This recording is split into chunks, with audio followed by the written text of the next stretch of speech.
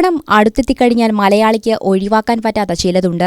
അതിൽ പ്രധാനിയാണ് തൂശനിലയിൽ ആദ്യം വിളമ്പുന്ന ഏത്തയ്ക്ക ചിപ്സും ശർക്കര ഉപ്പേരിയും. സദ്യയുടെ തുടക്കത്തിൽ ഒന്ന് കുറിക്കാൻ ഈ വിഭവങ്ങളുണ്ടെങ്കിൽ മാത്രമേ മലയാളിയുടെ ഓണം പൂർണ്ണമാകൂ. എന്നാൽ ഇത്തവണ ഓണവിപണിയിൽ ചിപ്സിനും ഉപ്പേരിക്കും പൊള്ളുന്ന വിലയാണ്. ഇത്തവണ പ്രീമിയം ഏത്തയ്ക്ക ചിപ്സിന് കിലോയ്ക്ക് 560 രൂപ വരെയും ശർക്കര ഉപ്പേരിക്ക് കിലോയ്ക്ക് 520 രൂപ വരെയും ഉയർന്നിട്ടുണ്ട്.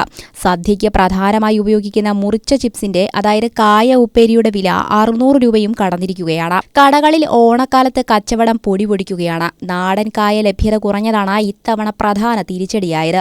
അതിനാൽ തമിഴ്നാട്ടിലെ മേട്ടുപ്പാളയത്ത് നിന്നുമാണ് ഇപ്പോൾ പ്രധാനമായും പച്ചക്കായ എത്തുന്നതും കടകളിൽ ഉപയോഗിക്കുന്നതും.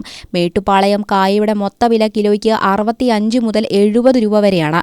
ഓണത്തിന് മുന്നോടിയായി ഓഫീസുകളിലും ബാങ്കുകളിലും നടക്കുന്ന ആഘോഷങ്ങളിലേക്ക് ആദ്യമേ തന്നെ വലിയ ഓർഡറുകളാണ് എത്തുന്നത്. ഇതുകൂടാതെ നമ്മുടെ ചിപ്സ് ഇപ്പോൾ കേരളത്തിന് പുറത്തേക്കും യാത്ര തിരിക്കുകയാണ്.